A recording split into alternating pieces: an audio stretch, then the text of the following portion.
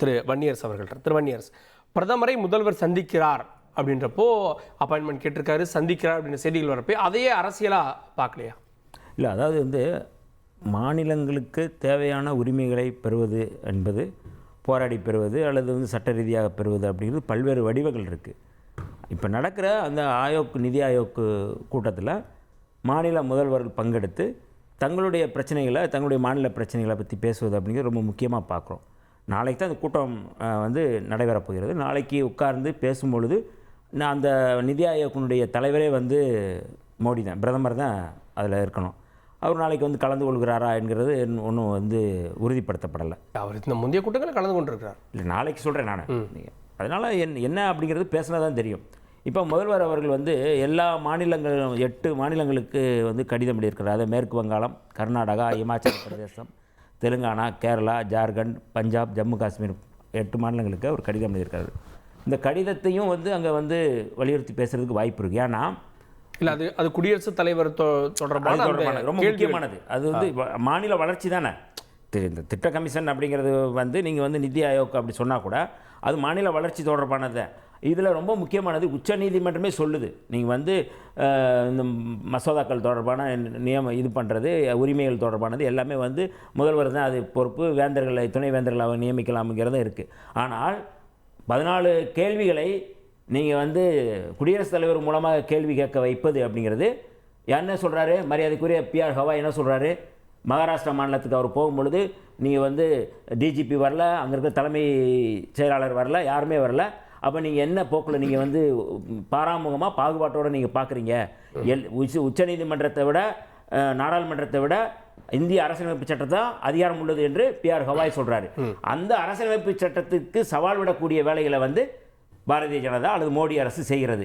இப்போ இந்த இடத்துல நம்ம என்ன சொல்கிறோம்னா, ஒட்டுமொத்தமாக கூட்டாட்சி தத்துவத்தை அழித்தொழித்து விட்டு இந்து ராஷ்டிரம் அல்லது ஒரே நாடு அப்படிங்கிறத அமைக்கிறது தான் அவங்களுடைய இலக்கு. அது அஜெண்டா.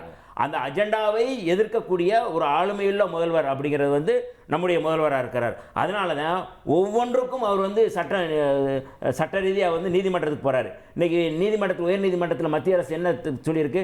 ஏங்க, நீங்கள் தேசிய கல்விக் கொள்கை ஆதரிச்சா நாங்கள் இதை கொடுத்துருவோம் அப்படின்னு சொல்கிறோம். அதுக்கு என்ன சம்மந்தம் இருக்குது? ஏற்கனவே இது சம்மந்தமாக உச்சநீதிமன்றத்தில் கேள்வி எழுப்பியிருக்காங்களே.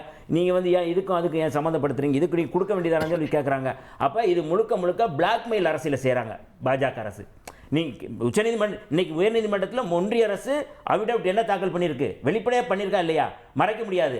அவங்க சொன்னதை அப்படியே நம்ம சொல்கிறோம். நீ தேசிய கல்விக் கொள்கையை நீங்கள் ஆதரிச்சாதான் சொல்லுவோம். ஆனால் முதலமைச்சர் அவர்கள் பிப்ரவரி 25ஆம் தேதி அவர்கள் கொடுத்த அந்த அறிக்கையில் வெளிப்படையாக சொல்லியிருக்கிறார். கடைசி அவர் சொல்கிறாரு, இந்த திட்டத்தில் கையெழுத்து போட்டால் 10,000 கோடி கிடைக்கும் என்று சொன்னால் கூட நாங்கள் கையெழுத்து போட மாட்டோம்.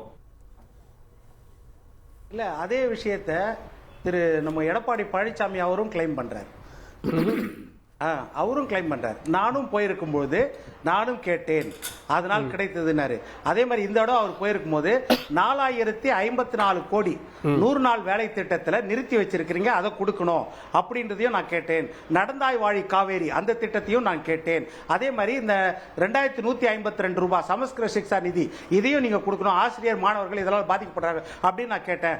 அதுல 4054 கோடி 100 நாள் வேலை திட்டத்தில் 3000 கோடி, கிட்டத்தட்ட 2999 கோடி வழங்கப்பட்டது. அப்போ அந்த வெற்றியை அவரும் கிளைம் பண்றாரு, முதலமைச்சரும் கிளைம் பண்ணலாம், தவறு கிடையாது. முதலமைச்சரும் கிளைம் பண்ணலாம், தவறு கிடையாது. நம்ம இப்போ எதுக்காக சொல்றோம்னா, இப்போ நீங்க சொன்ன மாதிரி இன்னைக்கு நாளைக்கு 4:10 மணிக்கு பிரதமரை சந்திக்கிறதாக, தனியாக சந்திக்கிறதால ஒரு அப்பாயின்மெண்ட் கொடுத்திருக்காங்க. இது ஒரு செய்தி வருகிறது. அப்போ நாளைக்கு சந்திக்கிறாரு, எதற்காக தனிப்பட்ட முறையில் சந்திக்கிறாரு அப்படின்ற ஒரு கேள்வியும் இருக்கிறது. இல்ல பினான்ஸ் மினிஸ்டர் தனிப்பட்ட முறையில் சந்திக்க போறாரா அந்த கேள்வியும் இருக்கிறது. இதெல்லாம் கேள்விகள் தான். இப்போ நம்ம வன்னியரசு அவர்கள் மிக அழகாக சொன்னார், நல்லா சொன்னாரு.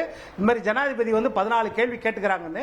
அண்ணல் அம்பேத்கர் இயற்றிய சட்டத்தில் 142வது விதியை ஆர்டிகல் 142 பயன்படுத்தி தான் நம்ம இன்னைக்கு உச்ச நீதிமன்றம் கவர்னருக்குரிய அதிகார வரம்பை, கால வரம்பை கொடுத்திருக்குது, ஜனாதிபதிக்குரிய கால வரம்பை கொடுத்திருக்குது. அதே அண்ணல் அம்பேத்கர் சட்டத்தில் அடுத்த சட்டம் 142க்கு அடுத்து 143, அந்த 143 தான் ஜனாதிபதிக்கு அவருடைய கால நிர்ணயம், அவருடைய அதிகாரத்தை உச்சநீதிமன்றம் பறிக்கும் போது அதை கேட்கக்கூடிய, அந்த விளக்கத்தை கேட்கக்கூடிய உரிமையை அண்ணல் அம்பேத்கர் ஜனாதிபதி கொடுத்திருக்கிறார். ஆர்டிகல் 143 பிரகாரம் அதை அவங்க கேட்கறாங்க. அது வந்து நீதிமன்றம் கொடுக்குதோ ரிஜெக்ட் பண்ணுதோ அது வேற விஷயம். ஆனா கேட்கிற உரிமை ஜனாதிபதிக்கு இருக்குதா இல்லையா, இது ஒரு விஷயம். இன்னொரு விஷயம் சமக்கிர சிக்ஷா நிதி, அது வந்து மத்திய அரசு கொடுத்துதான் ஆகணும். நம்ம அதுல மாறுபட்ட கருத்து கிடையாது. நம்ம வந்து அவங்க கூட கொள்கை கூட்டணின்றதால கொள்கையில உறுதியாக இருப்பாங்க கிடையாது. அதிமுகவின் நிலைப்பாடோ அந்த 2152 கோடி கொடுக்கணும் தான். ஏன்னா அது வந்து சர்வ சிக்ஷா நிதியை வந்து சமக்கிர சிக்ஷான் மாற்றின பிறகு ரைட் டு எஜுகேஷன் அதுல இன்க்ளூட் பண்ண பிறகு அந்த நேரத்தில் ஒதுக்கப்பட்ட நிதி PM ஸ்ரீ வந்து அந்த நேரத்தில் அதுல சேர்க்கல. அது சேர்க்காத இருக்கும்போது ஒதுக்கப்பட்ட நிதி பிறகு PM ஸ்ரீ சேர்க்கப்படுகிறது. எனவே அதாவது ஒப்புக்கொண்ட நிதியாவது கொடுக்கலாம். எதிர்காலத்தில் நான் கொடுக்க மாட்டேன் PM ஸ்ரீல சேர்க்கணும் கண்டிஷன் போடலாம். ஆனா இப்போ வந்து அந்த 3வது 4வது 5வது இன்ஸ்டால்மெண்ட் அது கொடுத்துதான் ஆகணும் இல்லன்னு சொல்லல. ஆனா என்னன்னா நம்ம ஒரே ஒரு விஷயம் நம்ம அரசாங்கம் என்ன செய்ததுன்னா 23/2/2024 அவங்களுக்கு உள்துறை செயலாளர் நம்ம தலைமைச் செயலாளர் பதில் கடிதம் எழுதும் பொழுது என்ன செய்தார்னா அந்த சுகாதாரத்துறை அமைச்சருக்கு அங்க எழுதும் போது அதுல கொடுத்திருக்காரு நாங்க PM ஸ்ரீல சேருவோம் ஒரு குழு அமைத்திருக்கிறோம். டிசம்பர்க்குள்ள வந்துரும் நாங்க கண்டிப்பா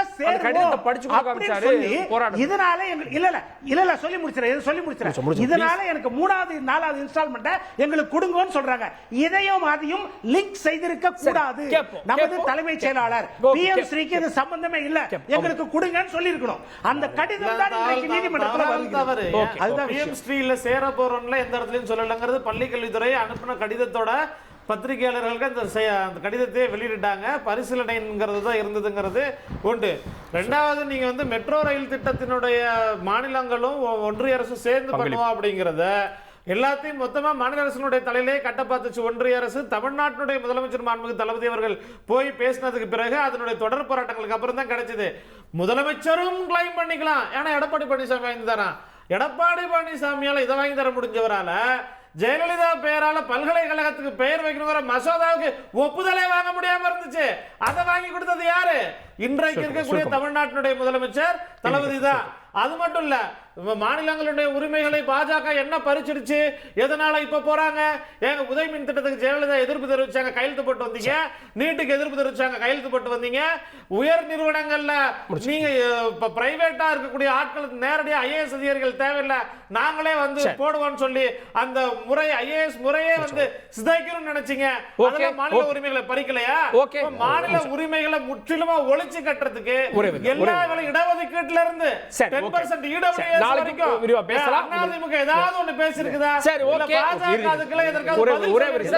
தொடர்ந்து மாநில உரிமைகளை சிதைக்கக்கூடிய செய்திகளை உடனுக்குடன் தெரிந்து கொள்ள உடனே சப்ஸ்கிரைப் பண்ணுங்க.